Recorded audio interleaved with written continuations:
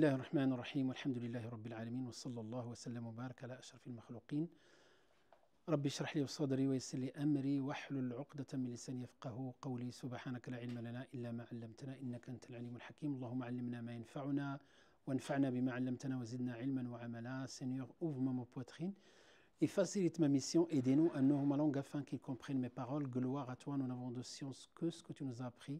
Certes, c'est toi l'omniscient et le sage, mes chères sœurs, mes chers frères.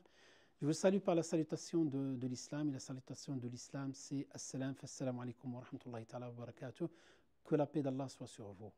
Voilà donc, nous sommes aujourd'hui 17 du mois de Rabi' al-Awwal. Et souvent, donc, la première chose et la première idée qui traverse nos esprits lorsqu'on parle de Rabi' al-Awwal, qui est le troisième mois du calendrier musulman, qui est le mois, d'après un certain nombre d'historiens et de siyar aussi de la vie du prophète sallallahu alayhi wa sallam, on parle de la naissance du prophète sallallahu alayhi wa sallam le 12 de Rabi' al-Awwal. Peu importe donc Rabi' al-Awwal ou un autre mois. La première chose qui traverse aussi l'esprit, c'est ce débat redondant, des fois stérile, autour de la légitimité de la célébration de la naissance du prophète sallallahu alayhi wa sallam ou pas. Donc, certains disent yajouz la yajouz, donc yajouz la yajouz. Et des fois, au lieu de prendre de la hauteur et de voir nos devoirs envers le prophète sallallahu alayhi wa sallam et la conformité à la sunna du prophète sallallahu alayhi wa sallam et de connaître la sunna du prophète sallallahu alayhi wa sallam, la mettre en pratique, on se noie dans les réseaux sociaux, dans les discussions même, on m'a parlé dans les familles autour de Yajouz la Yajouz. Donc on va essayer, Inch'Allah, en toute objectivité, de répondre à cette question dans un premier temps, et ensuite on va parler, Inch'Allah, de Shama'il al-Nabi sallallahu alayhi wa sallam et quelques qualités du prophète sallallahu alayhi wa sallam en ce mois de Rabi' al-Awwal. Vous allez voir que je vais argumenter par rapport à mes propos, Inch'Allah ta'ala. Première chose, lorsque donc, on a deux personnes, donc une personne qui va dire la célébration de la naissance du prophète sallallahu alayhi wa sallam est une bid'a, l'autre il dit la célébration de la naissance du prophète sallallahu alayhi wa sallam non seulement permis, c'est presque un devoir. Donc, qui sait qui a raison? Donc, natahakam, on va prendre comme arbitre donc al-ulum al-shar'iyya, donc on va l'argument de chacun. Je commence par al-qa'ida al-fiqhiyya, donc ou al-qa'ida tout court, cet adage, donc plutôt usuli, pas fiqhi, c'est-à-dire dans le domaine de la théorie ou bien les fondements du droit musulman. Donc on dit al-hukmu ala shay, donc il dit comme ça l'adage, al-hukmu ala shay far'un an tasawwurihi. Donc avant de dire le premier qui dit c'est une bid'a, le deuxième qui dit non, c'est pas une bid'a. Donc on va revenir aux arguments. On va pas, c'est pas avec les émotions, c'est pas avec avec la colère ou bien autre chose qu'on va répondre à ces questions-là. Et donc al-hukmu ala shay'in far'un an tasawwuri, qui disent les ulama, porter un jugement sur une chose découle de sa conception. C'est-à-dire, tu me donnes un aliment, donc un aliment qui est dans un paquet, et tu me dis est-ce que j'ai le droit de manger ça ou pas. Donc je ne peux pas répondre parce que pour moi c'est une boîte noire.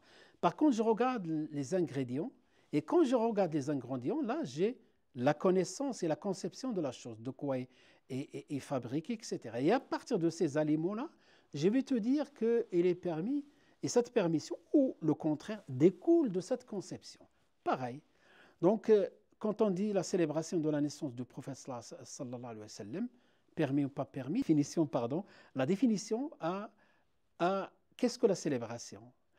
Donc le premier qui va nous dire, moi la célébration, cette nuit, on va se rencontrer, on va faire qiyam al-layl, avec qiyam al-layl le lendemain, on va jeûner, on va faire un nombre de adhkar, un nombre de récitations, on va faire ça, très bien.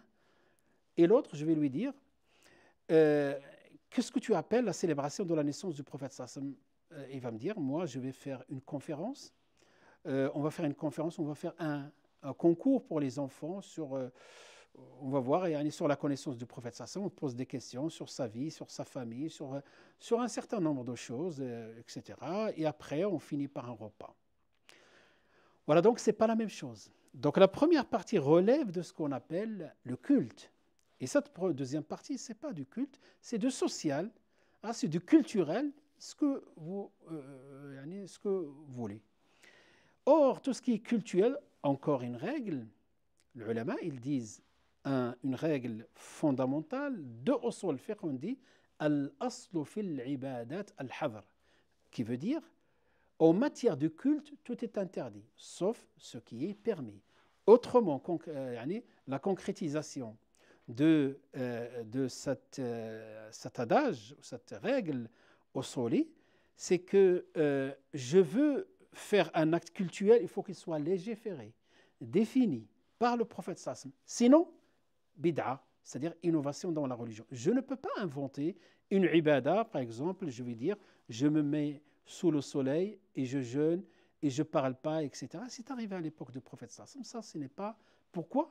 Tout simplement parce qu'il n'est pas légiféré et il est dans le cadre de l'ibada. Et voilà, donc... et donc ça, c'est dans le cadre de l'ibada.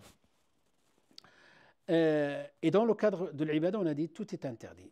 Dans le cadre deuxième cas, donc le deuxième cas, c'est quand on regarde ce qui propose une soirée avec une conférence, un repas, échange autour de parler du prophète. Il n'y a rien de cultuel ici.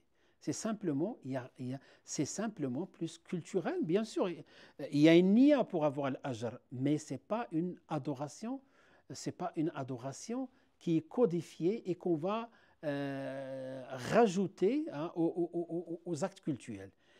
Et là, dans le domaine aussi de l'usul, les ulama de l'usul, ils disent par rapport à cette deuxième partie, ils disent aussi, comme ils ont dit, tout est interdit ici, tout est autorisé sauf ce qui est interdit.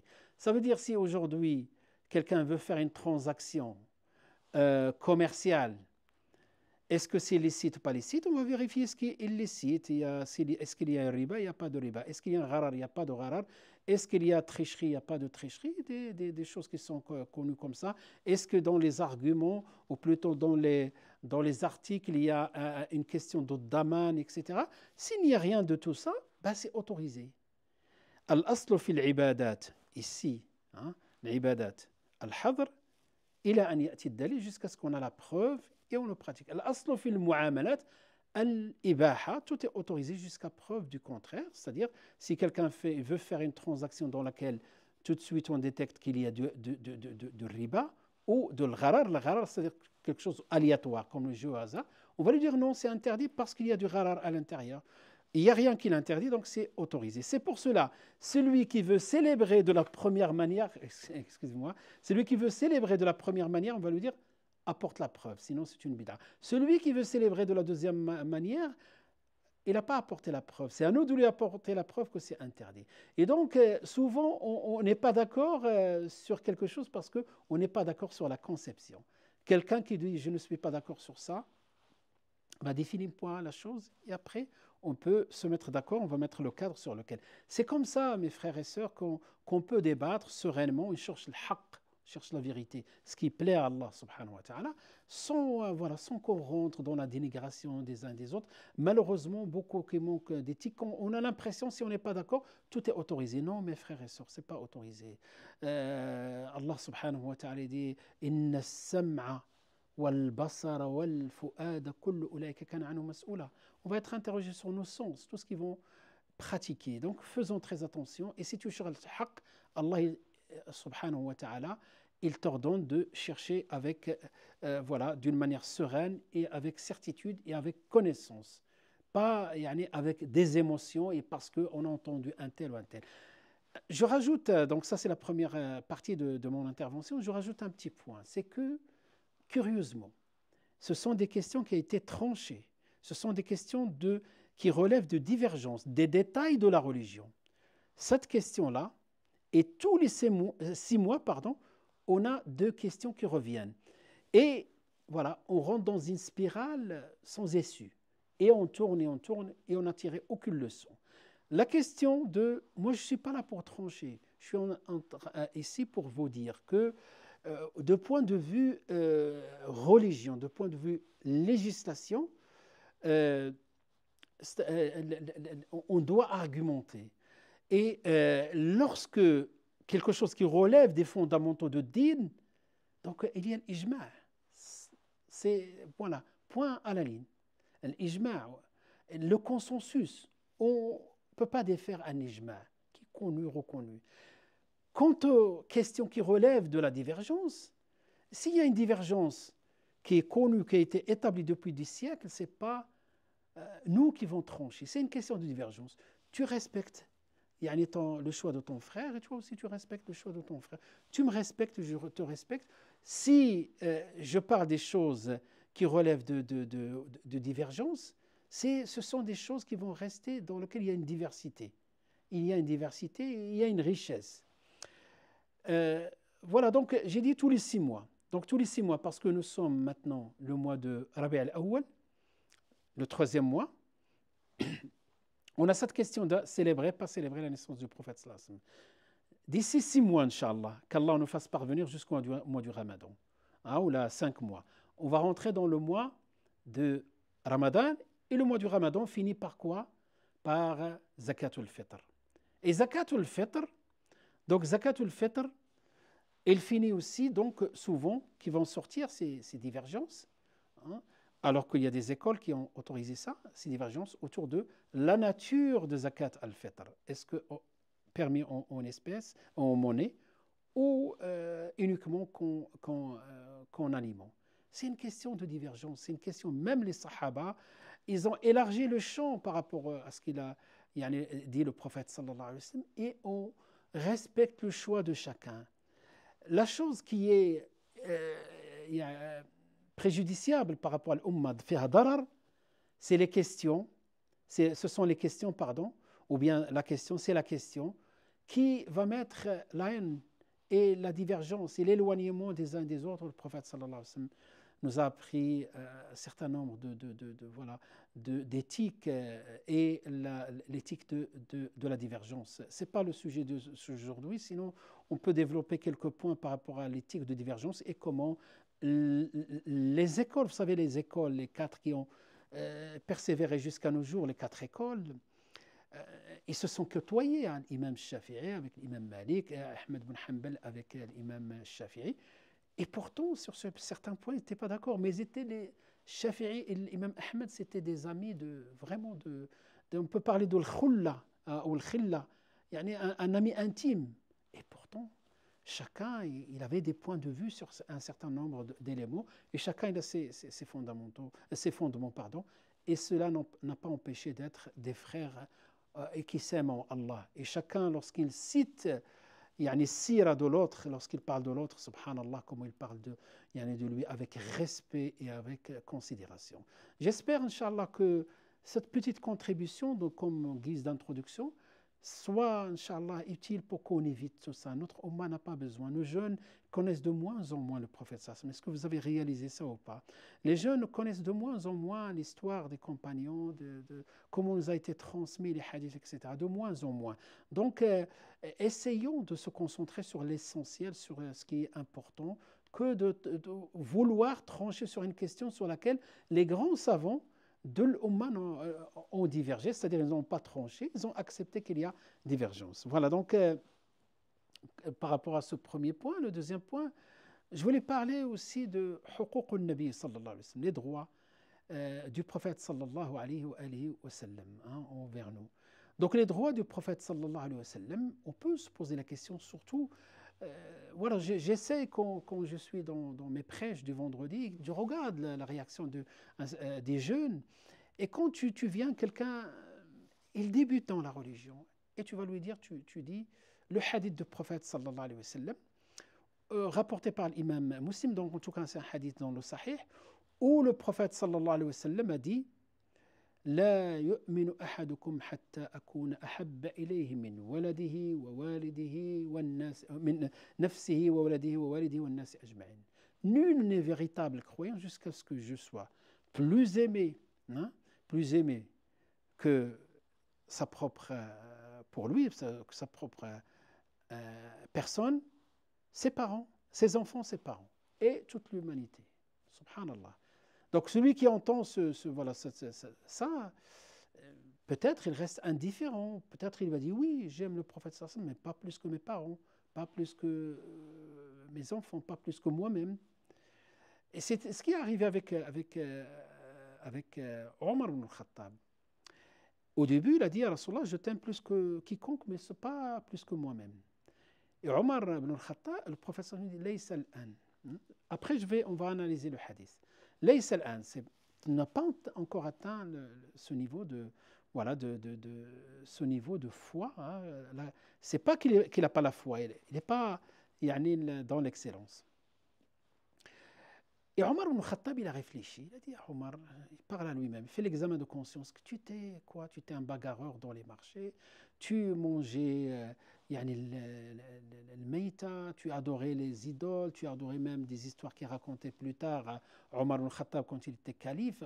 Bref, c'est-à-dire l'ignorance totale. Et Omar ibn Khattab, qu'est-ce que lui a apporté l'islam? Et qu'est-ce que lui a apporté le prophète sallallahu alayhi wa sallam? Et une fois qu'il a réfléchi par rapport à ça, il a changé d'avis. Il a dit, maintenant, ya Rasulallah, je t'aime plus que quiconque. Il a vu ce que lui a apporté le prophète sallallahu alayhi wa sallam. Peut-être même ça, certains vont dire, non, c'est pas suffisant. C'est pas suffisant pour aimer autant le prophète sallallahu alayhi wa sallam. Le fait que le prophète sallallahu alayhi wa sallam, maintenant je commence à faire un petit commentaire, le fait que le prophète sallallahu alayhi wa sallam a dit ça, ce n'est pas voilà, c'est pas un amour de prestige qu'il a annoncé pour qu'il ait voilà, cette place. Non, c'est Allah qui lui a révélé ça. C'est Allah qui lui a révélé ça pour que la foi soit complète, premièrement. Deuxième chose, quand j'ai dit tout à l'heure un jeune, quand tu lui dis l'amour du prophète sallallahu alayhi wa sallam, cet amour-là peut rester indifférent. Oui, je l'aime, sallallahu alayhi wa sallam. Tous les musulmans aiment le prophète, sallallahu alayhi wa sallam. La quasi-totalité aime le prophète, sallallahu alayhi wa sallam, même plus que leur propre personne. Et voilà, donc certains, on peut comprendre. Ben, tout simplement pour commencer à analyser cette question-là, si tu n'as pas atteint cet amour sincère envers le prophète, c'est tout simplement tu ne le connais pas. Non, tu ne le connais pas. Si tu apprends à connaître sa sira, malheureusement, bien sûr, on essaie de véhiculer par rapport à la personne du prophète, sallallahu alayhi wa sallam, voilà, des postures qui ne sont pas les siennes, des accusations qui le prophète sallallahu alayhi wa sallam est innocent de toutes ces accusations, peu importe, donc ça a été toujours le cas, même à son époque. Et le Coran relate tout ça et qu'est-ce qu'il lui indique de faire preuve de patience. Ben, je vais, Inch'Allah, donner quelques arguments pourquoi, moi personnellement, j'aime le prophète sallallahu alayhi wa sallam plus que moi-même, plus que voilà, quiconque. Pourquoi je l'aime? Ben parce que quand j'analyse, d'abord, premièrement, avant même, et pour moi c'est un devoir, pourquoi? Parce que je regarde, Ya Rasulallah, tu avais des devoirs envers nous, est-ce que tu les as accomplis de la meilleure manière? Qu'Allah me pardonne par rapport même à cette question-là, même simplement pour mettre en évidence les choses. Le prophète, sallallahu alayhi wa sallam, lorsqu'il a transmis, je vais vous dire le résultat et après je donne quelques arguments comment comprendre ça. À la fin de la vie du prophète, sallallahu alayhi wa sallam, et il a fait le pèlerinage d'adieu, il était avec beaucoup de compagnons. Radiallahu anhum. On peut parler jusqu'à 100 000 compagnons. Et il a fait le discours d'adieu vers la fin de sa vie. Et il a dit aux Sahaba, chez les savants et surtout ilm al-hadith, quand on fait l'ilm al-hadith, on parle de al-adala wa al-dabt et on considère que la génération des compagnons sont tous udul. Pourquoi? Parce que c'est Allah qui les a agréés dans le Coran à plusieurs reprises. Ils sont des gens honorables, des gens honnêtes. C'est ça l'adala. C'est-à-dire on peut leur faire confiance. Et le prophète, devant des centaines, hein, on a des milliers, on a des dizaines de milliers de compagnons, il leur dit, vous allez rencontrer votre Seigneur et il va vous interroger. Est-ce que j'ai transmis le message? Et qu'est-ce qu'ils disent? نشهدك أنك قد بلغت وأديت الأمانة إلى آخر ذلك. Donc il a dit, nous témoignons, ils sont udoul, ils ne sont pas des menteurs, ils ne font pas pour flatter le prophète sallam. Non, ils disent sincèrement, ils croient en ça, nous témoignons que tu as transmis le message et que tu as honoré ton dépôt, etc. Et d'ailleurs, même nous tous, subhanallah, sur le minbar, quand on fait le prêche, vous savez, quand on fait le prêche et l'imam répète « Inna alhamdulillahi ta'ala nahmaduhu » les louanges à Allah, nous le louons et nous implorons son secours et son pardon et nous cherchons le refuge auprès d'Allah. Après, on témoigne qu'il n'y a pas de divinité digne d'adoration en dehors d'Allah.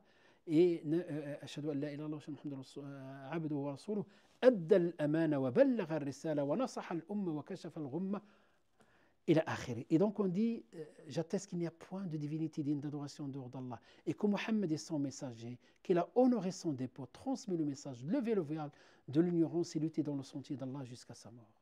Sallallahu alayhi wa sallam. On témoigne à travers toutes les générations depuis les compagnons.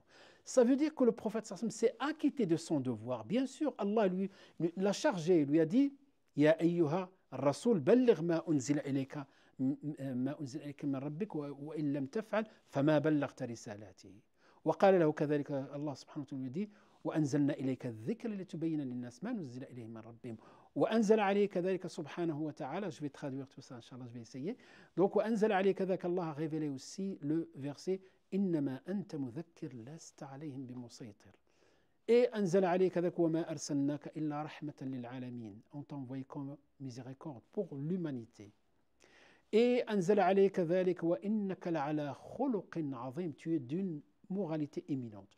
On va reprendre inchallah ces versets. Le premier verset, Allah subhanahu wa ta'ala dit au prophète sallallahu alayhi wa sallam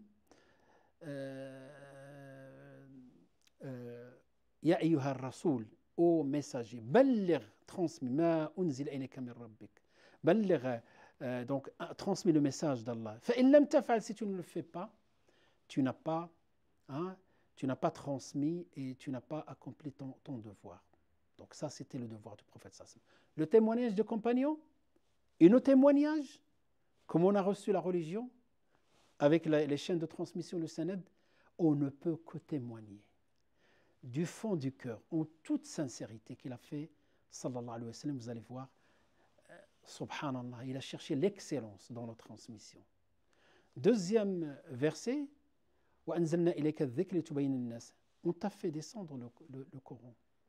Dhikr, un des noms du Coran, pour que tu exposes aux gens ce que leur a été révélé, détaillé, expliqué. Allah a descendu la salat, l'obligation d'accomplir la salat. Le prophète nous a expliqué à quel moment, combien de fois par jour, combien de rak'a, les prérequis ou les conditions de la salat, de la zakat, etc.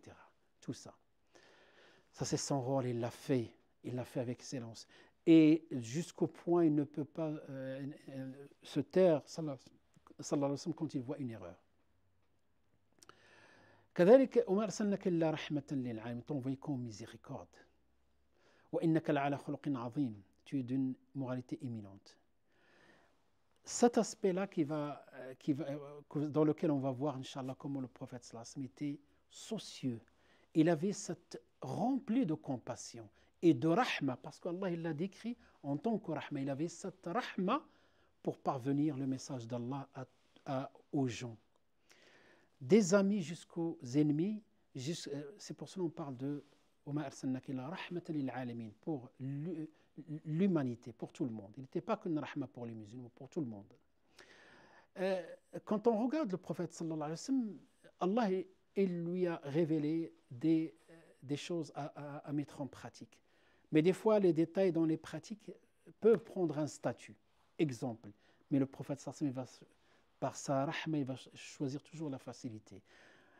Tout le monde sait, donc ça fait partie de ma'loum min ad-din bid-darura, ce qui est obligatoire et nécessaire à la religion.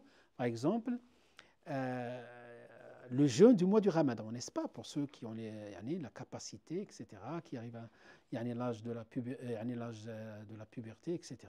Donc le jeûne du mois du Ramadan. Et la prière de la nuit avec le mois du Ramadan, ils vont de pair. Mais sauf le jeûne, et tout le monde sait que c'est une obligation, et tout le monde sait que le tarawih, ce n'est pas une obligation, c'est une recommandation. Il pourrait être, n'est-ce pas, tous les deux obligatoires. Pourquoi ils ne sont pas obligatoires? Ben parce que le prophète sallam, regardez toujours, il fait de telle sorte de rendre la religion plus facile pour nous. Il a commencé à faire la prière de la nuit, les nuits de Ramadan, et tout seul. Et petit à petit, les gens, voilà, ils viennent derrière lui pour faire la salat de la nuit, tarawih, ce qu'on appelle tarawih aujourd'hui, avec lui. Le premier jour, le deuxième jour, plus de monde. Le troisième jour, il est resté chez lui. Pourquoi? Parce qu'il leur a dit, si je continue comme ça, il pourrait devenir une obligation pour vous. D'accord? Et s'il devient une obligation, c'est lourd à porter. Sur la question aussi de salat, tout le monde sait, dans l'ascension et le voyage nocturne et l'ascension, Allah, il a ordonné 50 salats. Tu imagines 50 salats, toutes les demi-heures, une salat. Et le prophète sallam, il continuait à demander à Allah tarfif jusqu'à ce qu'il devienne 5 salats.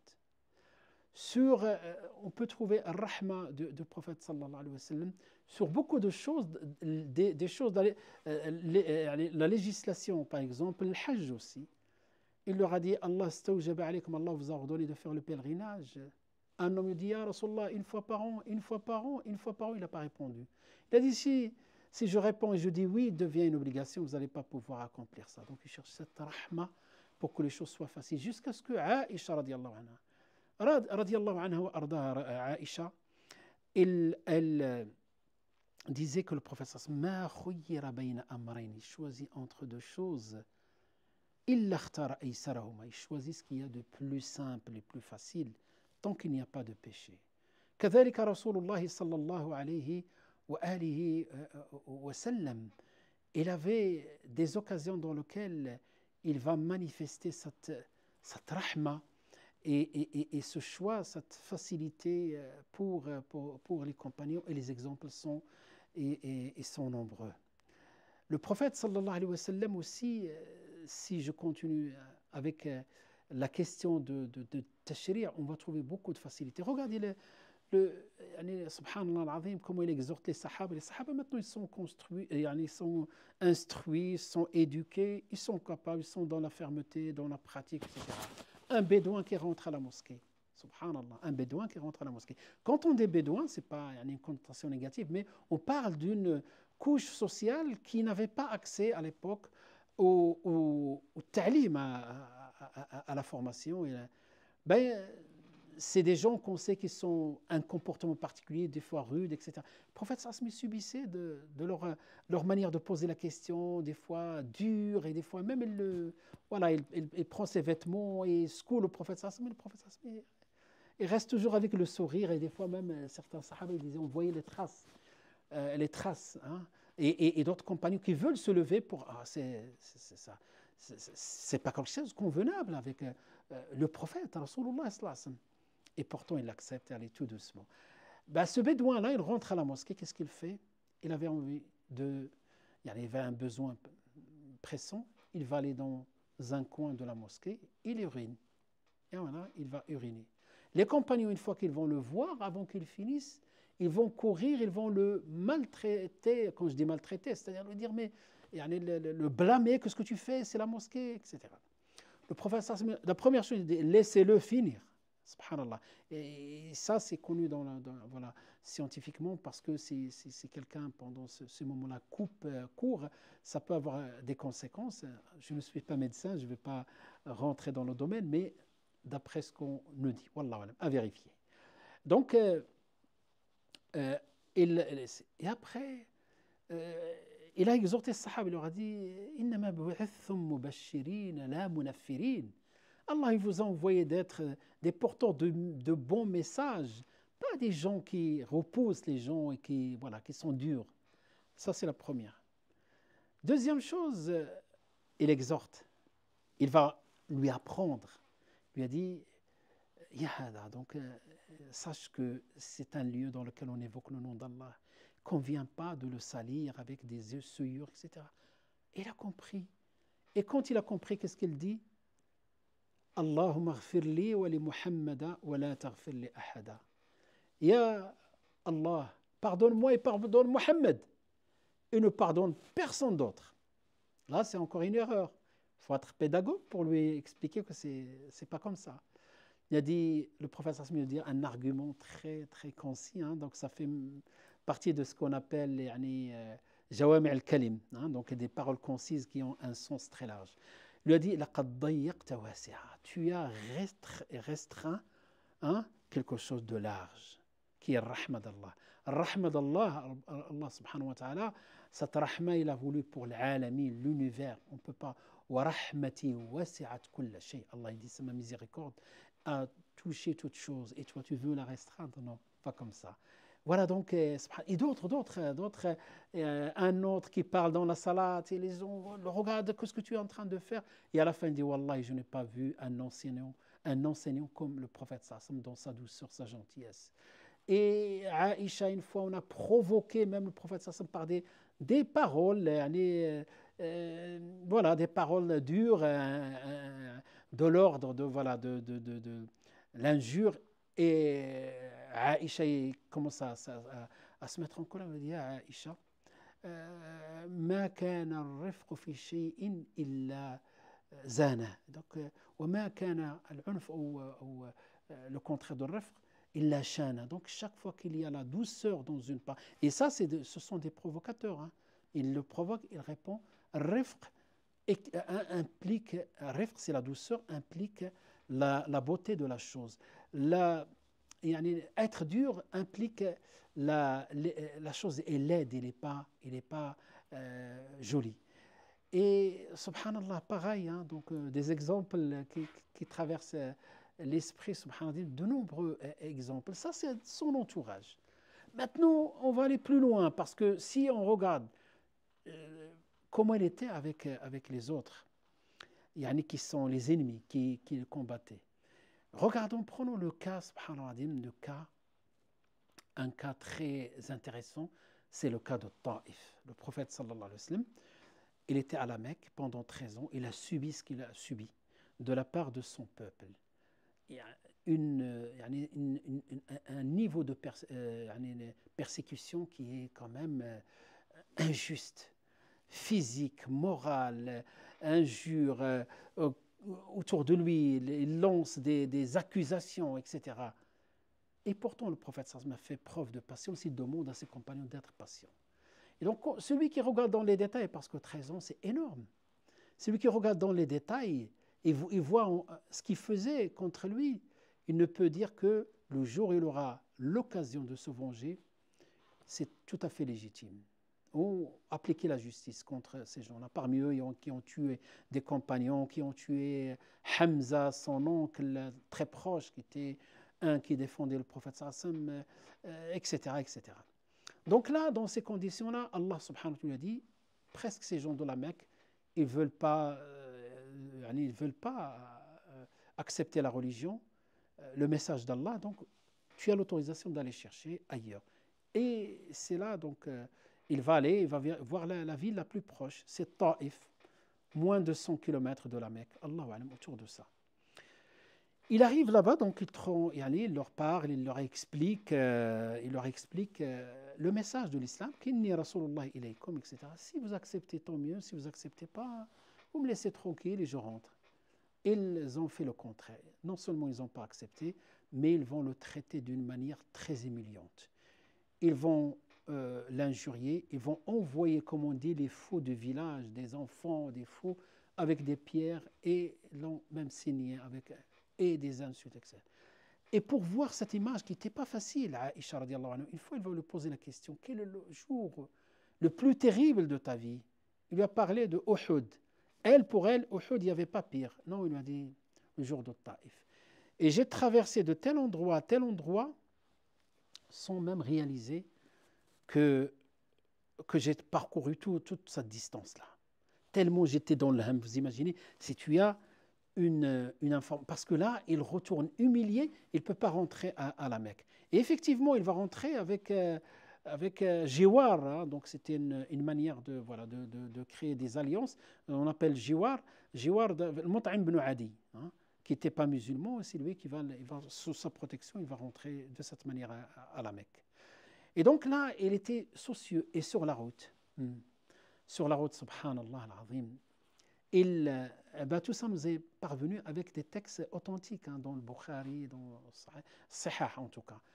Et Ghamamatan, deux nuages au-dessus de lui, c'était l'ange Jibril, puisque le message est d'Allah. Il reçoit le message par Jibril. Il ne faut pas prendre ça comme quelque chose d'impossible. Sinon, voilà, toutes les religions, c'est ces formes de révélation. Donc là, par contre, la différence, nous, on authentifie l'information. Donc, Jibril, avec l'ange des montagnes, et lui dit, Allah t'a envoyé l'ange de la montagne, tu lui donnes simplement une autorisation, c'est-à-dire il les écrase entre deux montagnes. Donc voilà, c'est l'occasion de se venger de 13 ans. Voilà. Et en plus, quand il va retourner, ils ne vont pas l'accueillir avec, avec des fleurs, non. Ils vont encore continuer à le maltraiter. Et qu'est-ce qu'il dit le prophète sallallahu alayhi wa sallam? Il y a un dua qui est très connu, dans lequel, sur la route, il dit à Allah, tu me laisses vers qui, voilà, des ennemis qui ont des proches qui ont le pouvoir sur moi, ou des gens qui sont loin, qui sont dans l'indifférence, etc., etc. Et à la fin, il dit à Allah, si tu n'es pas en colère, la ubali, peu importe, il m'arrive ce qui m'arrive, tant que tu es satisfait, je continue à transmettre. Et là, le moment de la vengeance, n'est-ce pas, entre parenthèses, il dit non. Atamanna, je souhaite que parmi eux, il y aurait ceux qui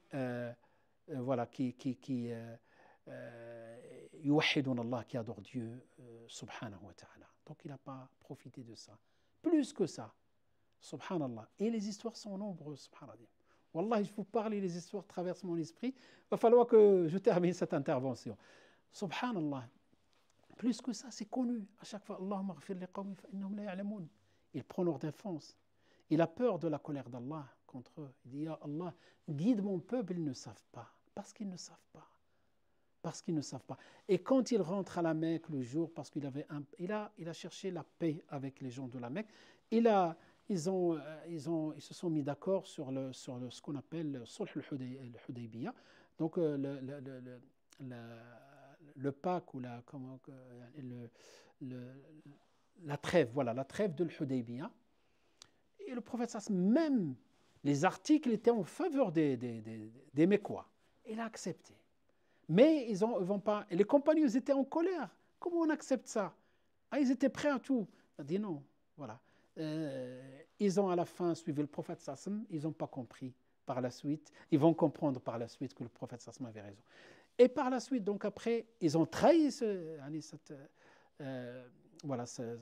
accord. Et ils vont assassiner, ils vont tuer des gens qui font partie de l'accord du prophète sallallahu alayhi wa sallam. À ce moment-là, il va aller à la Mecque. Voilà, ces gens-là, ces gens qui ont trahi, qui ont assassiné, il arrive à la Mecque. Et quand il arrive à la Mecque, qu'est-ce que je fais de vous? Il leur a dit, qu'est-ce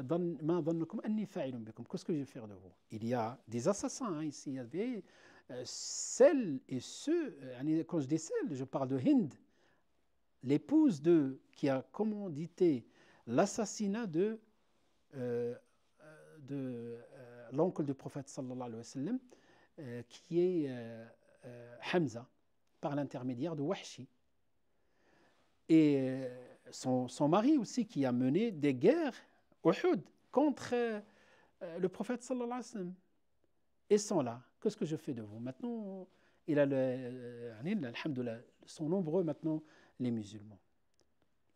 Ils savaient, ils connaissaient innaka ala khuluqin azim, ils savaient qu'il était rahmatan lil alamin. Ils ont dit Karimun ibn Karim, tu es un généreux, fils de généreux. Il dit idhabu fa antum at-tulaqa, parce que c'était prévu. Idhabu fa antum at-tulaqa. Il leur a demandé ni se convertir ni quoi que ce soit. Et ils vont venir les uns après les autres se convertir à l'islam. Subhanallah. Donc, d'autres, subhanallah, quand tu regardes, d'abord, pourquoi j'aime le prophète sallallahu alayhi wa sallam? Parce que Il a fait de telle sorte quand Allah subhanahu wa ta'ala les faire et quand des questions qui posent les compagnons, il évite de répondre pour que ça soit pas une obligation pour nous. Que ça soit pas, et les compagnons savaient qu'ils détestaient, par exemple, fais cette chose-là, est-ce que je le fais deux, trois fois quand le terme est indéfini, fais ce que tu peux. Et quand tu poses des questions, on va le définir, après tu ne vas pas pouvoir. Par exemple, il te dit fais le pèlerinage. C'est bon, fais une fois et il ne cherche pas. Si tu dis combien de fois, ça devient indéfini. Et quand ça devient, ça devient défini. Si on te dit 10 fois, 15 fois, ça devient difficile. Et le prophète sallallahu alayhi wa sallam, il laisse. Et on a des textes par rapport à ça que le prophète sallallahu alayhi wa sallam, dans le hadith, il dit Inna Allah, donc Amara, il a ordonné des choses, il interdit des choses, ou sakata, il s'est tu sur un nombre de choses, par rahmatan bikum. Et le prophète sallallahu alayhi wa sallam, il ne cherchait pas, au contraire, il cherchait la facilité et cette compassion. Et ce pardon, est-ce que tu imagines quelqu'un capable d'avoir ce niveau de pardon avec les ennemis? Il fait des doigts. C'est Omar ibn al-Khattab. Pourquoi il aime le prophète sallallahu alayhi wa sallam tellement? Parce que Omar ibn al-Khattab n'est que le fruit d'un doigt du prophète sallallahu alayhi wa sallam. Quand il a fait le doigt, il a dit Allahumma hadi ihda al-Umarayn, et c'était la guidance de Omar ibn al-Khattab. Il revient de loin et devient un troisième homme de l'islam. Comment ne pas aimer le prophète? Nous, comment notre vie sans avoir cette religion, cette belle religion qui nous donne un sens à notre vie, qui nous donne des objectifs dans la vie, qui nous donne des outils pour faire preuve de patience devant les épreuves, etc., qui nous donne aussi un sens à notre vie, dans le sens où on doit être juste, on doit être équitable, qu'on doit être dans toutes ces valeurs-là. On ne peut que aimer notre religion et aimer le prophète sallallahu alayhi wa sallam qui nous a transmis ça d'une manière comme nous avons dit tout à l'heure, أدى الأمانة وبلغ الرسالة ونصح الأمة وكشف الغمة صلى الله عليه وآله وسلم. Donc l'aimer, l'honorer, c'est-à-dire Allah subhanahu wa ta'ala aussi, il a parlé un certain nombre aussi de devoirs envers le prophète sallallahu alayhi wa sallam lorsqu'il a parlé, vous savez, un verset où Allah subhanahu wa ta'ala il dit je vais essayer de retrouver le verset, Inch'Allah. Ce verset-là où le prophète sallallahu alayhi wa sallam disait. Bref, Inch'Allah, il va revenir le verset. Pardon, ça c'est. Voilà, le verset dans lequel Allah subhanahu wa ta'ala. Voilà, il dit لِتُؤْمِنُوا بِاللَّهِ وَرَسُولِهِ وَتُعَزِّرُوهُ وَتُوَقِّرُوهُ. Pour que vous croyiez en Allah, en son message, que vous l'honoriez et reconnaissiez sa dignité. Ça, c'est Allah qui nous l'ordonne. Ça va être, Inch'Allah, une intervention assez longue, donc je me suis rendu compte que ça va prendre un peu de temps de donner les exemples, les versets qui étaient révélés par la suite. Je laisserai ça une autre fois, Inch'Allah, pour parler comment les Sahaba ont concrétisé ce tawqir de Nabi sallallahu alayhi wa sallam. Ça va être intéressant parce qu'on va faire la transition vers la sunna et comment on se comporte avec la sunna.